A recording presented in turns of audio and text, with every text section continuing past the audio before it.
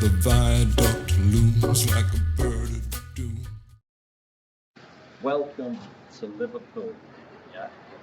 Now you're probably thinking, why am I coming to Liverpool for a Peaky Blinders tour? Is that right? Okay, why aren't you going to Birmingham?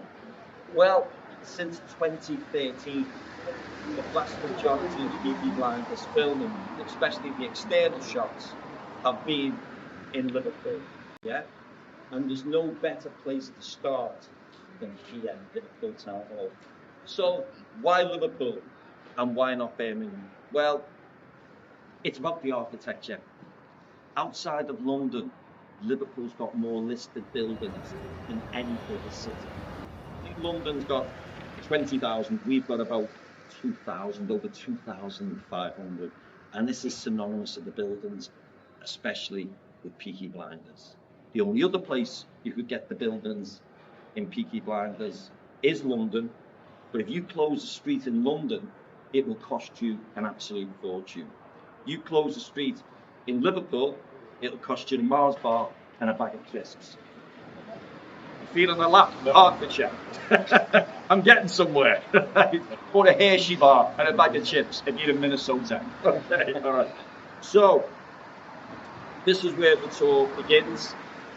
About 3.5, 4 hours, we get the bus, we go all around Liverpool. You'll see treasures in Liverpool today you never knew existed. You will see the real beauty of Liverpool. Probably more Georgian buildings in the Georgian city of Bath. There's undiscovered treasures, and that's what Peaky Blinders is all about, these undiscovered treasures. So, the tour can formally begin. Yep. By order of the Peaky Blinders. By order of the Peaky Blinders. Okay. So, see, in this scene, by the way, everyone's seen Peaky Blinders. Yeah? Apart from Debbie. Okay. This tour might be called Apart from Debbie. But it did she? Oh, well, you're going to enjoy it. And Debbie, you don't even need to see it. You're going to enjoy it. Okay, all right. So, the first caption we see here is Mosley, Oswald Mosley. Now, do you know who Oswald Mosley was? Okay. He was leader of the British Union of Fascists. Peaky Blinders is to history like a bit of a kaleidoscope. It's holding hands with history because these people really existed. Yeah? Oswald Mosley really existed. Oswald Mosley actually came to Liverpool in 1937. I think he came to Liverpool in the October 1937. He said, I came to Liverpool once to do a speech. He'd never come back. Yeah, he'd never come back. He doesn't remember much about being in Liverpool, although he was here for a week. He was on stage for less than a minute. Someone threw a house brick at him, knocked him out. He was concussed for a week in Walton Hospital. So that was Oswald Mosley's interaction with Liverpool. Now you see here, it's in White's Gary showing me this. You see here, they're the steps, yeah, just in that building, Liverpool Town Hall, yeah. The same steps, the engineers, when they were building the Titanic on the White Star shipping line, they had a banquet here. It was a White Star ship based in Liverpool. They didn't know what the grand staircase was going to look like on the Titanic. That's what they based it on. This building from 1754. Many famous people have been in this building. The Beatles, in July 1964, for the Northern premiere of A Hard Day's Night, stood on the balcony, as did Queen Victoria. So, as we proceed, we're going to see all these faces. Diana Mitford. Was she a real person? Yes, she was. Mitford was a real person. She was probably worse than him. Has anyone heard of the Unity sisters? Yes. Yeah. Okay. They were like, how could you describe them, David? They were like, honestly, I think there's something on Netflix about them, isn't it? There is. Someone was saying, they were they were probably the Kardashians of the 1930s. There was 6 of them. One of them was having an affair with Hitler. the Battle of Cable Street was the East End. It was an amazing, actually, because the British Union of Fascists, they marched through the East End of London with Oswald Mosley. That's why they've got the black shirts. We'll see Arthur in a black shirt later in Series 6. Okay, so they marched through the East End of London, yeah. Apparently the police were nowhere to be seen or didn't get involved. It was a 2-day pitch battle, yeah. The locals, who a lot of them were trade unionists, they were communists, they were Jewish people, they were just working class people. They actually stopped the fascists from marching through the East End. If you Google it, it's an amazing story. So that's what was going on about this time in the 30s. And it was going on all across Europe with the rise of fascism and populism. So he was a real life person, Oswald Mosley, and that's his wife, Diana Mitford. Chris, Nikki, have you heard of them? Have you heard of them? Oswald. Have you heard of her, Diana Mitford? No. She, how do I describe it? I'll probably get sued for some of this if it's on camera. I don't really care, so she was this family. She married Mosley after she divorced one of the Guinnesses. So she's from British nobility. Anyone remember a lady called Sue Lawley? If you ever get a chance, how do I say your name? Henrietta? Renata. I'll remember Renee and Renata. They were big in England many years ago. They were big singing stars. I remember Renee and Renata, don't worry. So she was where he died in 1980 in France, mostly. Yeah.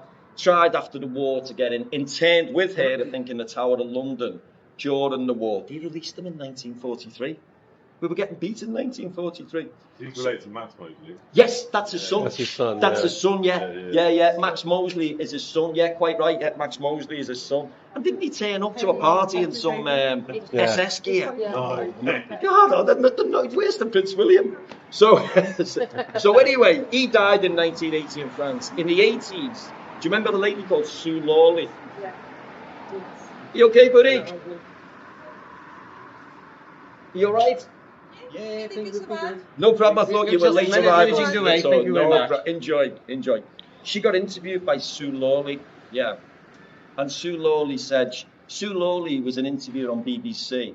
And I think, have you heard an American called Desert Island Discs? Okay. You should listen to it. You know what it is. No, you don't? Okay. Listen to it. It's fantastic. You get 8 records. You go to a desert island and you talk about your life and the records that mean something to you. So she was interviewed by Sue Lawley, and Sue Lawley said to her, do you ever look back on your life? You've heard Nicky Dead Silent Discs, yeah? No? You should honestly check it out. Killian was on it. Killian Murphy was on it.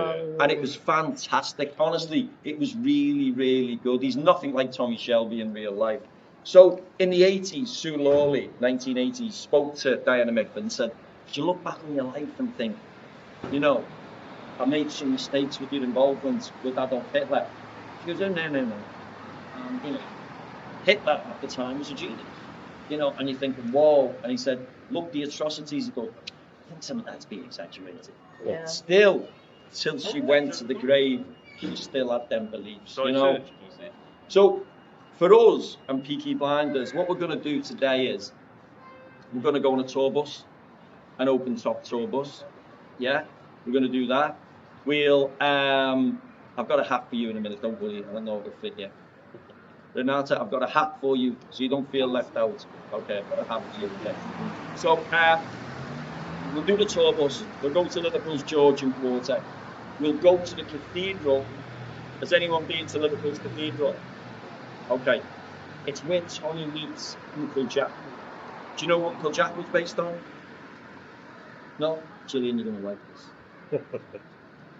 Joe Kennedy, JFK's dad. JFK's dad. JFK, we've got some Americans. JFK's dad was a bootlegger from Boston. Is that right? Yes. By the way, you know what, on the subject of American history, you're going to like this, Stu. Guess where the American Civil War ended? Because we've got 3 Americans here. Debbie, you're not in shot. And no, you can't get Debbie. Right. Still speak though. You can speak, Deb. We'll get an actor to open Golden Voice. And guess where the American Civil War ended? No, guess where the American Civil War ended? Sue me if it's wrong. Okay. Here, The American Civil War ended here. Right. The last act of war was here. Have you heard of a ship called the Shenandoah? Shenandoah surrendered. Generally surrendered to Ulysses S. Grant at the Appomattox Courthouse in Virginia in April 1865. Yeah. In November 1865, on the 6th of November 1865, the captain, James Waddell, of the Shenandoah, surrendered here. So this building has got some rich, rich history. The last act of war, honestly, Google it. The last act of war was on the 6th of November. Why? Because he just sank a Union whaling ship in June. It was the end of June. Didn't realise the war was over. There was no amnesty for sailors after the American Civil War, only amnesty for soldiers. So he sailed his ship round past San Francisco Bay, past the Cape of Good Hope. Europe got more fuel, knew where he'd get a fair trial, James Waddell. So he surrendered here. So much history. See, it's like coming home, isn't it? Come to Liverpool, it's like coming home.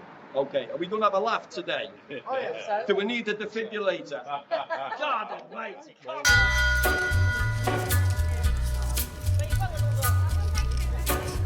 So, tell me, why do you like the Peaky Blinders, Well, Gillian? because I'm in love with Cillian Murphy to start What with. do you like about this fella?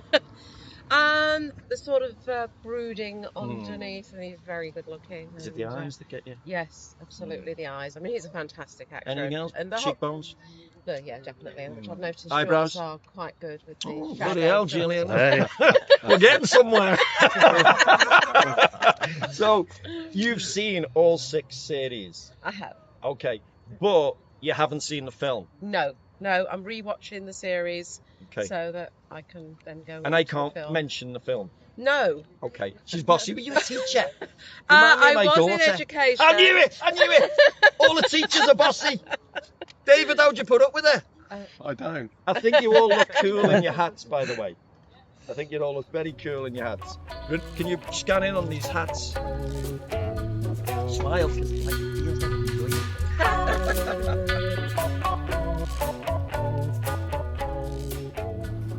Okay, so this is Ollie. He's a cool cat. He always looks the business. Ollie looks after us on the bus. You get on the tour bus, and Ollie or Kelly are the people to see. Friendly, always a smiling face, point you in the right direction, won't you all? I will, yes. He's a cool cat. His cast wherever he stands. Stacks of green paper in his red right hand.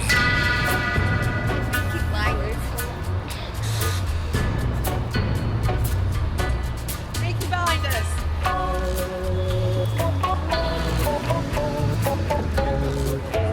Peaky Blinders.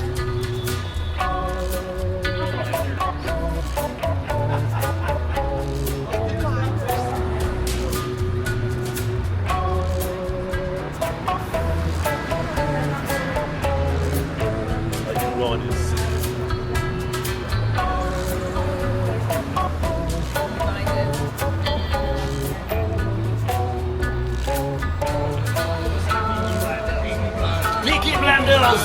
Even your brother is a Peaky Blinder! They are crazy here, my little chocolate croissants!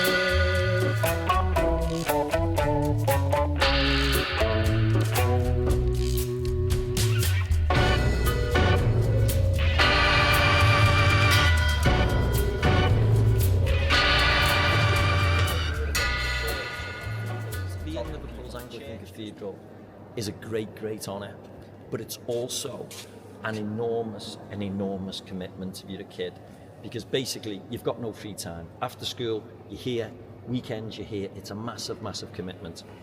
So in 1953, they would audition in September. I think there's 30 choir boys, 30 choir girls. When they come out, they'll come out. Do you see what I mean? With the double transept on his arm. Well, you didn't see it. Did you see the double transept? Okay. They're called the nostrils of the cathedral, either side, and the choir come in through there. Honestly, some of the renditions here are just breathtakingly beautiful. They really, really are. So, they were auditions. It was once in Royal David City. They were auditioning, and young lad James came along. He was at the school opposite Liverpool Institute. So the choir master was a guy called Ronald Wone. He lived till he was nearly 100, Ronald. And he goes, yes, sing. And he goes, once and row, yeah, once, just one more time, bit more.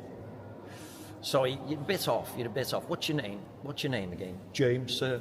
James Paul McCartney. Yeah. So he got rejected from the choir. Never got over it. In 1991, Paul McCartney was doing Liverpool Oratorio. With Carl Davis, the local composer. It's about his life, the Oratorio. And he was doing it in the cathedral here. Found out his old choir master, Ronald Wone, was still alive.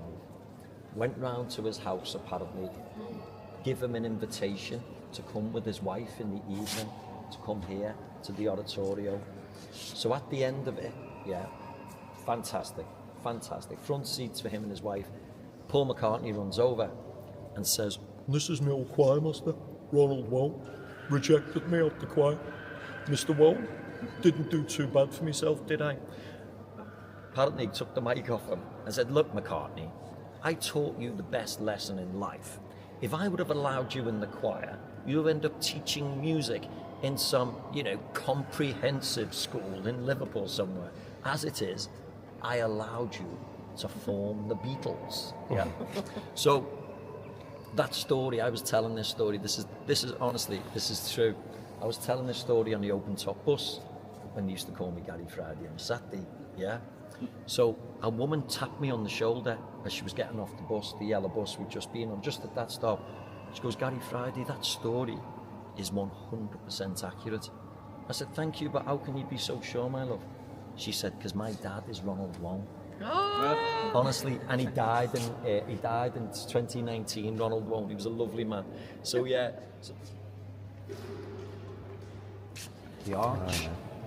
There's Tommy, his Uncle Jack. Killian is only about 5'7", right? When he went for the part in Peaky Blinders, he didn't actually get it.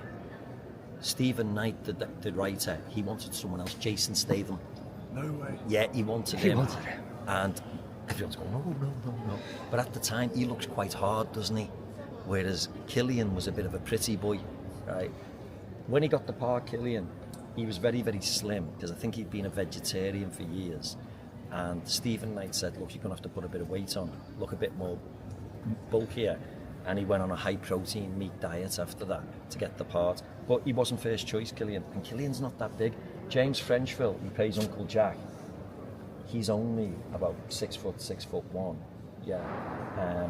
Killian's 5'7". This was filmed during COVID, hence the gap they've got between them.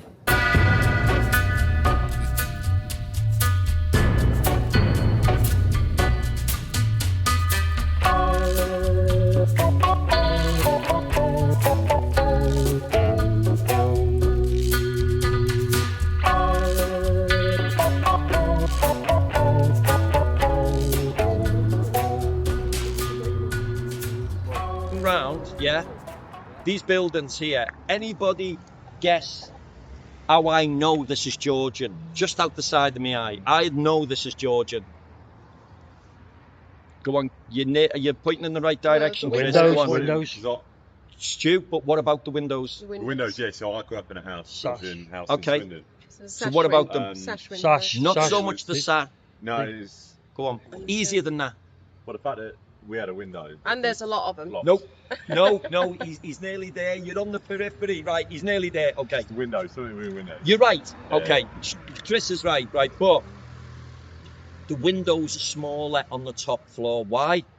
There was a window tax in this country from 1696 to 1851. So well done. Look at Nicky's going, "Well done, love." And I knew you had it, didn't you? Well done, love. So do you see what it says? The 1840 window tax. Yeah. So people used to brick up the windows because the servant staff or whatever, the domiciliary or auxiliary staff, all lived upstairs. Yeah, and people used to black out the window. So when you're walking around, if on the top floor, yeah, you can see the windows being smaller, it's normally the window tax. Have you ever heard the saying daylight robbery? Yes. You call it highway robbery, I think, in America, don't you? So the saying daylight robbery, it comes from you're paying tax on your windows, on your light. So there you go. So you're all architects now. As we walk around, That's how we know this is Georgian. This is where Ada gets accosted by Darby Sabini's men. Now in Peaky Blinders, you'll hear these names like Sabini, Alfie Solomon. They were all real life characters. Because Stephen Knight, when he was writing about his family, yeah, nothing was written down about the Peaky Blinders, because in the 1920s, no one was interested in Birmingham gangsters. It was all Charlie Chaplin, it was the King, it was what's happening in the Empire, it was all them things. So Birmingham gangsters really didn't make the news. So he got a book, Stephen Knight, and the book was called The Gangs of London. And these names kept reappearing. Darby Sabini, Alfie Solomon, real people who went to school with each other, yeah? Billy Kimber. When we see Billy Kimber, yeah, in Peaky Blinders in Series 1, he's the Cockney Spiv. No offence, Chris, but he's the Cockney Spiv, isn't he? The real Billy Kimber was nothing like him. The real Billy Kimber was 6'1". He was a pugilist, yeah? And he's who Tommy Shelby was actually based on. The Shelbys didn't exist, that name was created. They were based on a family in Birmingham who were Peaky Blinders called the Sheldons from Summers Lane. Have you read the real Peaky Blinders? I've seen a documentary of yeah, that, yeah. About the Sheldons. Yeah. They were the real people. So Stephen Knight, like I said, is sort of holding hands with history. Winston Churchill, the first series of Peaky Blinders, yeah? We see on the first series of Peaky Blinders, a lot of guns go missing from the BSA. This is where we're holding hands with history again. Guess who was the munitions minister from 1917 to 1919? Winston Churchill. You've got it, Gillian. So, if guns did go missing, it would have been Winston Churchill. He's sort of, I love Stephen Knight because he gets a story and he weaves the modern story around it. It's like the Bayeux Tapestry. He's recreated, do you know what I mean, in history. So he's holding hands with history. So this is here just where we are now with the railings. I think that house was about 1840. You can still see the Regency railings. Guy's German. He's a lovely guy, actually. Came out and spoke to us last week. Sweetheart. So that's Ada there, and this is just where we are now. This is another scene where we're holding hands with history. This is the scene where John delivers the letter bomb in Series 2, Episode 5, yeah? And it's Field Marshal Henry Russell. Remember, he delivers the letter bomb. John, you can see there, this is the house where we are now, but also there's John delivering the letter bomb, yeah? Have you seen this one where John delivers the letter bomb? You think so? Okay. So, it was a true story. What happened is, this area is Faulkner Square. This was built the same time as Belgravia in London, a millionaire's playground, right? Now, we know it's an expensive area. Why? It had a key park. What's a key park? In England, in the nice areas, in the cities, there was a park, but only actually the rich people could go in the park. You had a key. If you lived round here, it entitled you to go in the park. That is a key park over there. We've got 3 areas like that in Liverpool, because there's, in the 1830s and 40s, there was probably as many millionaires in Liverpool than there was in London. So this area here was taken from a story in Belgravia.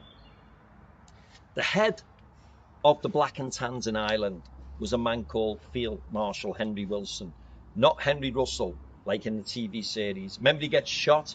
Tommy kills him in the last episode of Series 2. Do you remember at the races? The Epsom races? Do you remember it, David? Okay, I'm getting good feedback. Someone's not. I like that. Okay, so this was taken from a true story in Belgravia in 1921. Field Marshal Henry Wilson was the head of the Black and Tans. For those who know the Black and Tans, they weren't particularly nice people to the Irish people. They were very, very unpleasant. Field Marshal Henry Wilson was disliked by the British Army. He was disliked by the Irish people. He was despised by the IRA, the Irish Republican Army.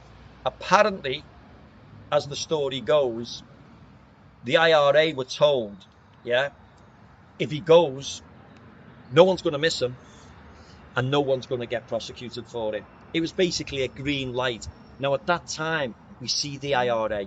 Yeah. This was a time around 1920, 21.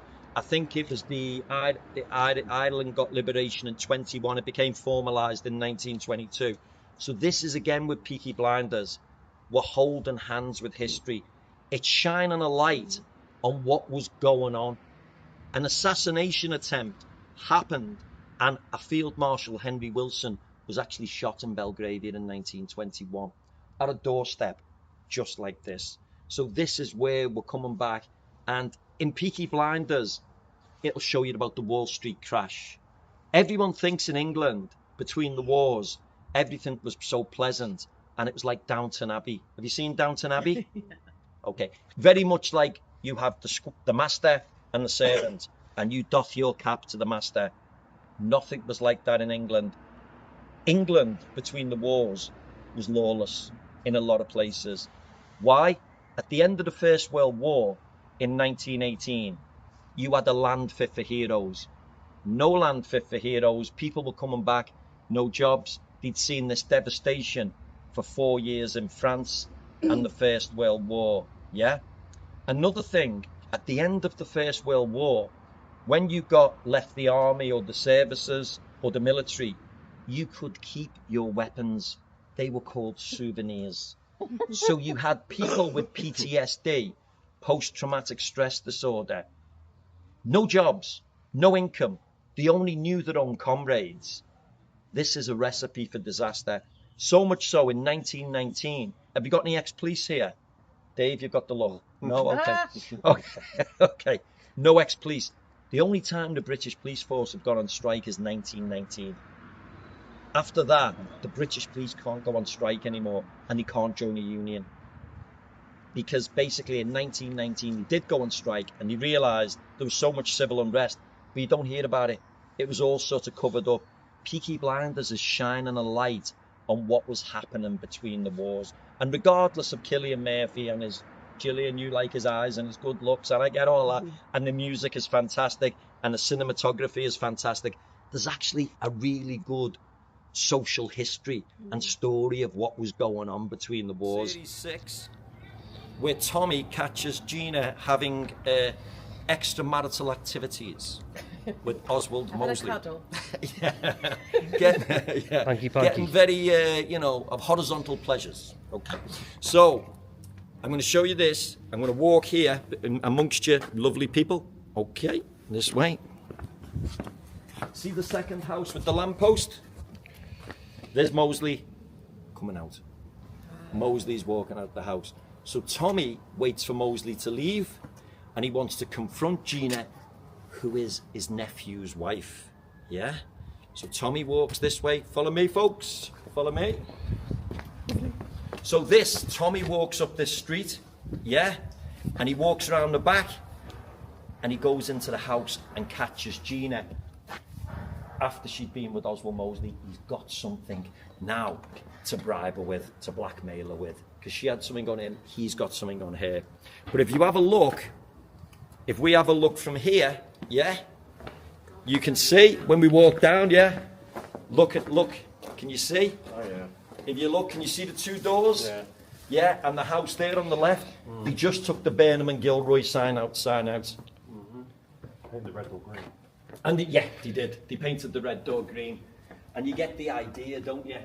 The grey one's still the same, and I think the black one's still the same.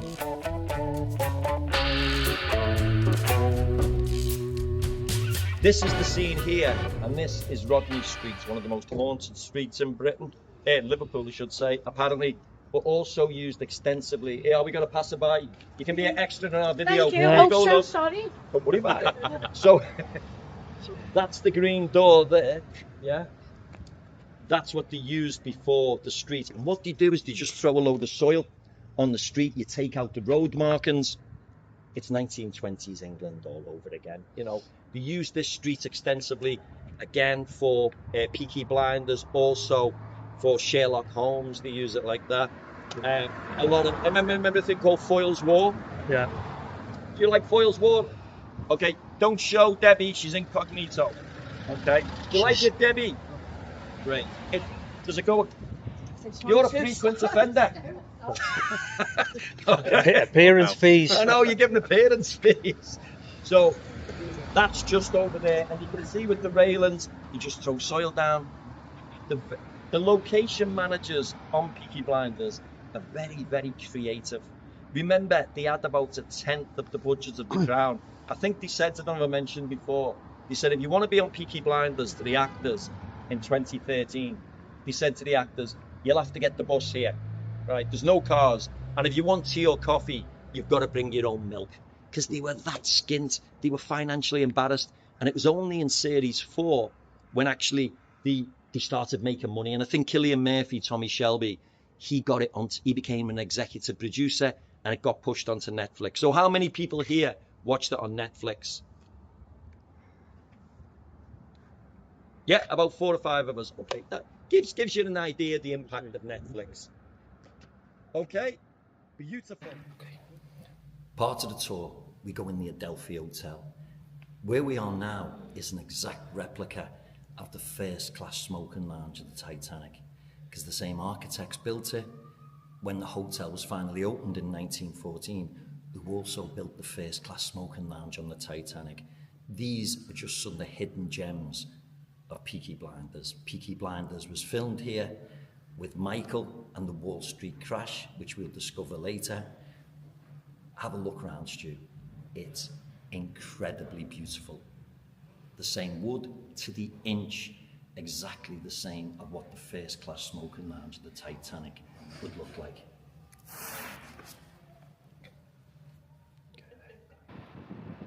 Do you remember Polly and the Noose? Series 4, episode 1? That was just underneath here, inside the building. And Oswald Mosley, yeah, when he done the rally with Diana Mitford in series 5, sorry, that was all inside there. Oh. And there's Arthur turns up in a black shirt. There's the black shirt by Tommy. That was just on the steps. And this is the small concert room in Dickens, called the finest concert room in the world. If you ever get a chance, and he visits America as well, Charles Dickens' great-great-grandson is a guy called Gerald Dickens, and he does a one-man show. He did Christmas Carol here. Charles Dickens was a frustrated actor. Dickens used to read his books. David Copperfield, he loved here, and he would play nearly 35 to 40 different characters on his own, a one-man show, reading the book. If you ever get a chance, his great-great-grandson Gerald Dickens does it. He comes to America as well. You're in Minnesota, aren't you? I think he goes to Jamestown and Yorktown. You know, all the old colonial, like Virginia. Yeah. I think he goes to a lot of the colonial places. But he, honestly, if you get a chance to see him, he's out of this world. So that's that there. Also, there's Arthur changing his shirt. That was inside in Series 6. I mentioned about the location managers being very good. Come on, we might have to perform an illegal act, but it doesn't matter. Come on, I'll show you around. Remember Michael getting out of the prison in Boston, Series 6, Episode 6. In fact, get everyone behind me on this one. Do you want to come behind me? Yeah. Renata, do you want to come behind me, my love? Just face the camera. There we go. No.